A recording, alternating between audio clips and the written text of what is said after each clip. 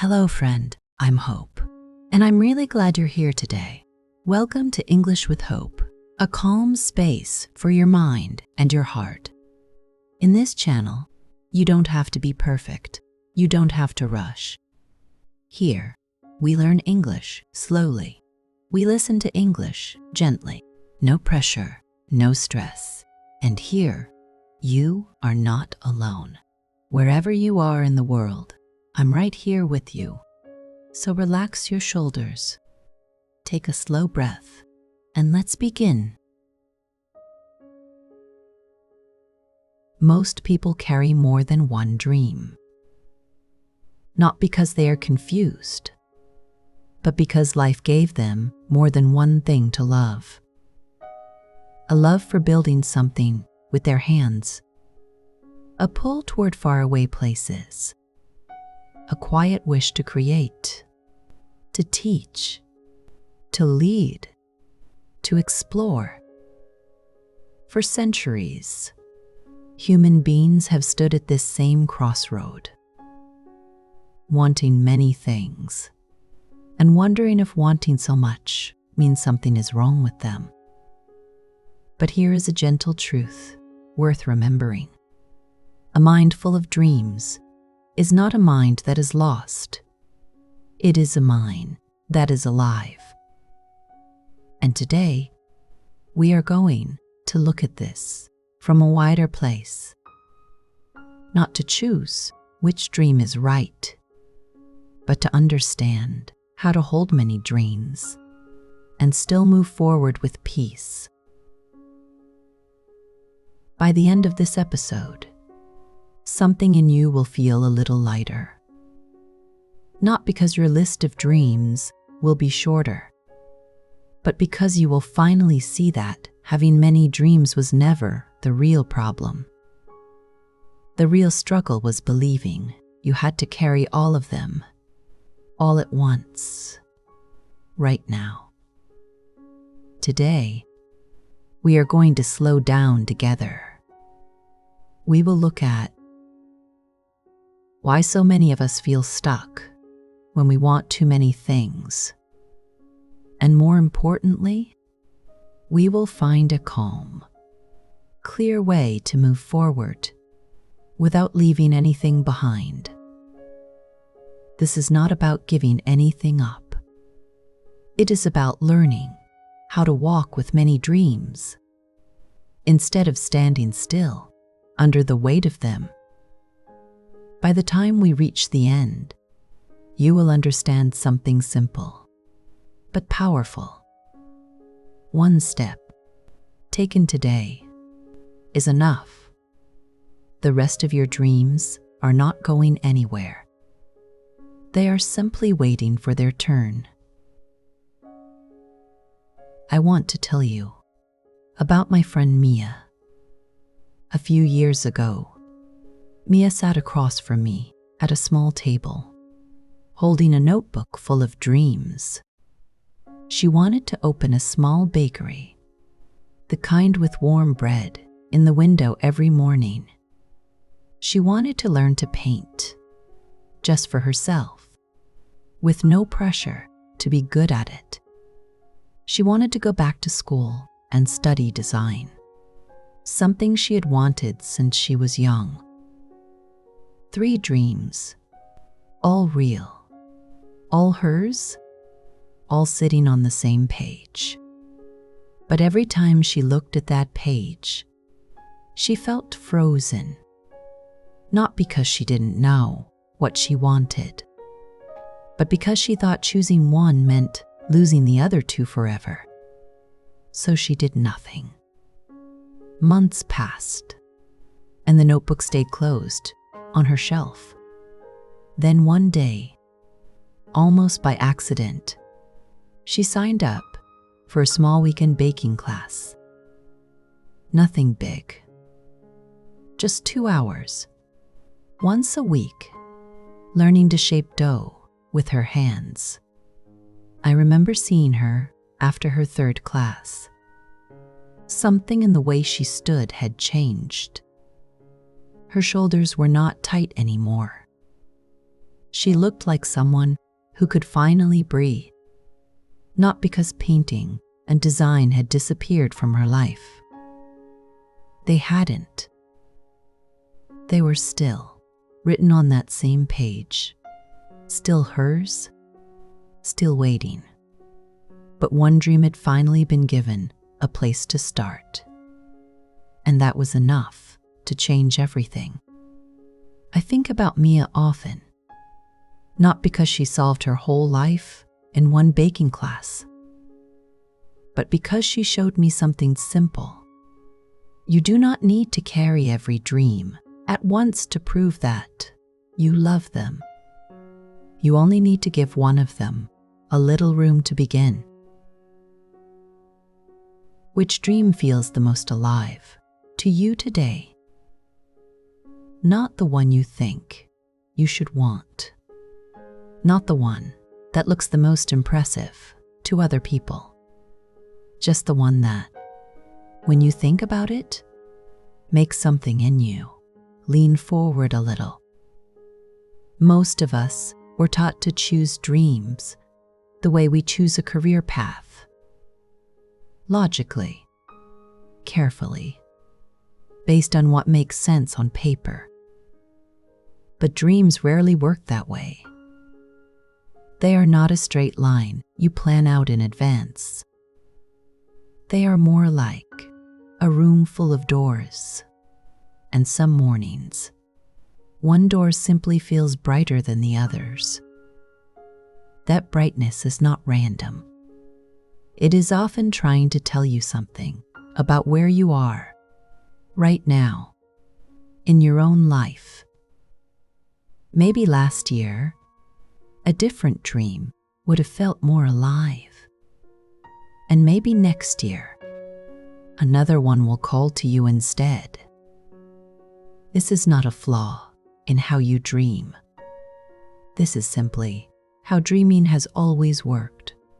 For every person who has ever wanted more than one thing from life.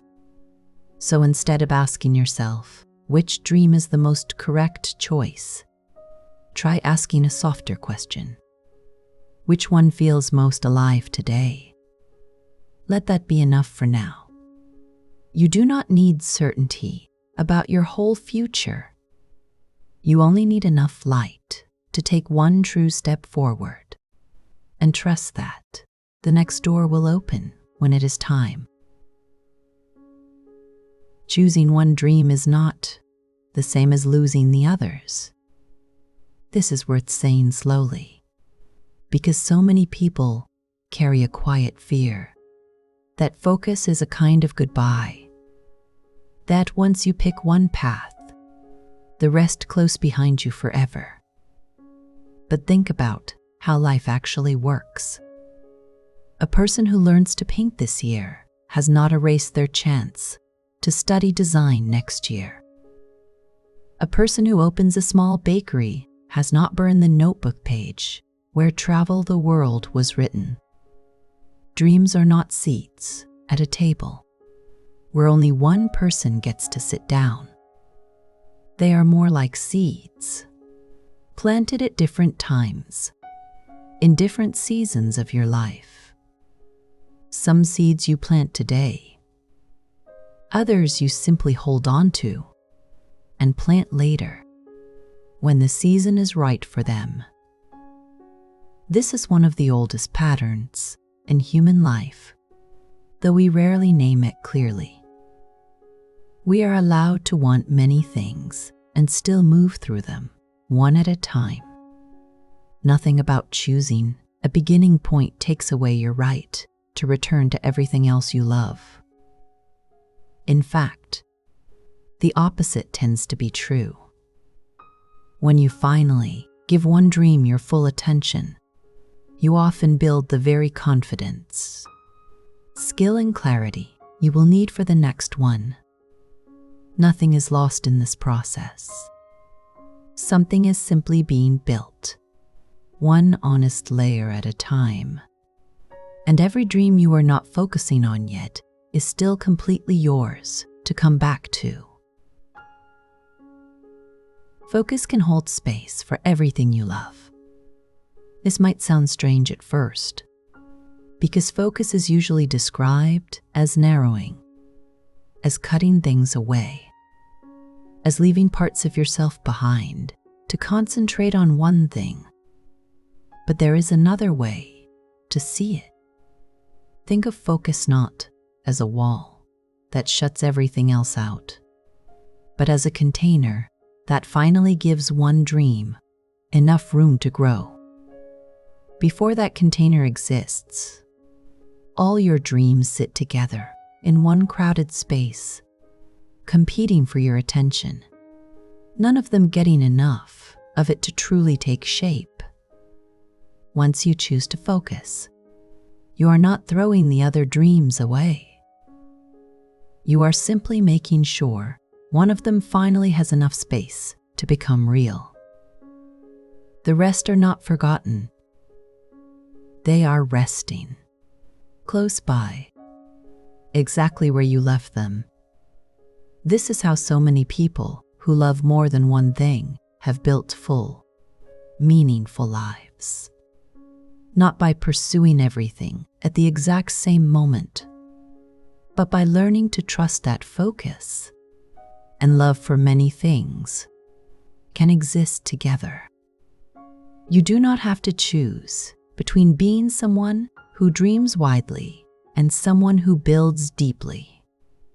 You can be both, one dream at a time, held with your full attention, while the others wait nearby, patient and unharmed, ready for the moment you turn toward them again. Notice how progress on one path quietly clears the way for another. This is something few people talk about, but almost everyone eventually discovers. When you finally commit to one dream, even in small ways, something shifts inside you that has nothing to do with that dream alone. You learn how to start something new without waiting for perfect conditions. You learn how to keep going on days when motivation disappears. You learn how to trust your own hands, your own effort, your own quiet discipline. These are not skills that belong to only one dream. They travel with you into whatever you choose to pursue next. This is why so many people look back and realize that the thing they focused on first was never a detour from their other dreams. It was preparation for them. The confidence built while learning one new skill often becomes the exact confidence needed to begin another. The patience learned while building one small habit often becomes the patience needed to sustain a much larger one later. Nothing you focus on is ever wasted, even if it looks, from the outside, like it has nothing to do with your other dreams. Underneath the surface, it usually has everything to do with them. Progress is rarely a straight line toward one single goal.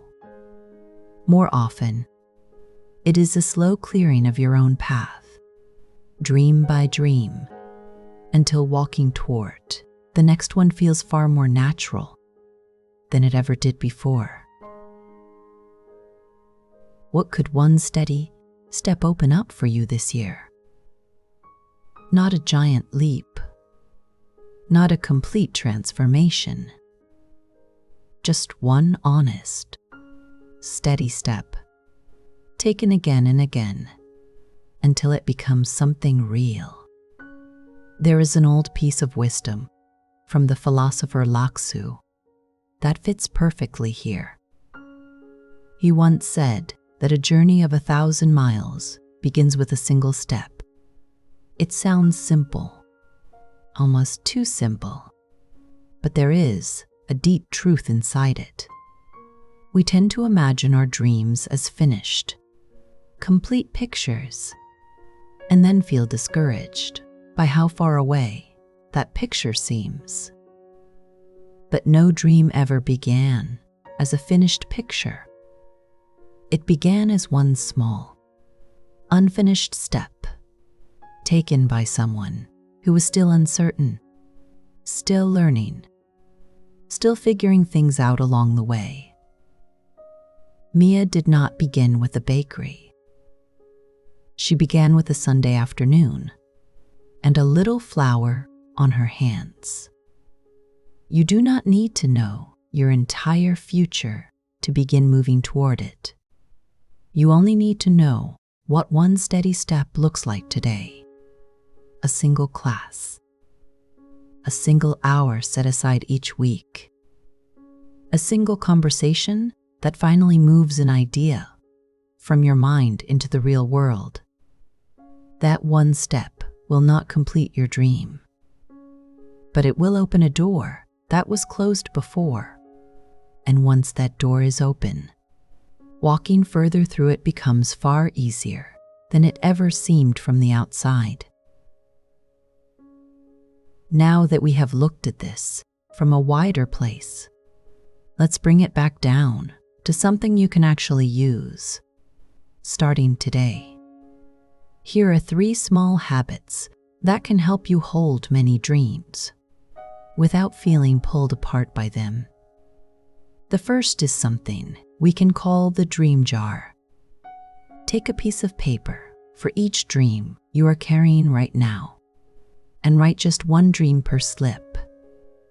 Fold them and place them together in a jar, a box, or even an old tin. Anything that feels like a safe place to keep them. Then choose one slip to keep unfolded, somewhere you can see it. That is the one you will turn your attention toward for now. The rest are not gone. They are simply resting close by, exactly where you can find them again. The second habit is a small daily check-in. Just a few quiet minutes each day, spent moving your chosen dream forward, even in the smallest way. A few lines written, a few minutes practiced, a single small task completed. This is not about doing a lot. It is about staying gently connected to the one thing you have chosen, so it never feels far away or forgotten. The final habit is a monthly return. Once a month, open your jar again. Read through the dreams you set aside and simply notice how you feel about each one now. Sometimes a dream will still feel quiet, content to wait a little longer. Other times, a new dream will suddenly feel ready to step forward. And that is perfectly all right too. The small ritual keeps every dream alive in your awareness without asking you to chase all of them at once. 3 simple habits. 1 jar. 1 small daily step. 1 monthly return. Together, they create a gentle rhythm where every dream you carry finally has a place to belong. So if you are someone who carries many dreams, let this be your reminder today. There is nothing wrong with you. You are not scattered, and you are not behind. You are simply someone who noticed how much this life has to offer and said yes to more of it than most people allow themselves to. Choosing one dream to focus on right now does not mean closing the door on the rest. It means finally opening one door fully while the others wait, patient and unharmed, exactly where you left them. Somewhere, you already carry your own version of Mia's notebook, a list of things you love, written in your own quiet handwriting. You do not need to finish that list today. You only need one steady step, taken with the dream that feels most alive to you right now. Everything else can wait for its own season. Nothing you love has to be lost, only held gently, one dream at a time, for as long as it takes. Thank you for spending this time with me today, and for letting me walk through this thought with you. Before you go, if this lesson touched your heart or helped you in any way, I would be incredibly grateful for your support. A simple like or subscription may seem small, but it helps these messages reach more people who are searching for encouragement, growth, and understanding. Thank you for spending these moments with me. Your support, your trust, and your presence in this community mean the world to me. Goodbye for now, friend.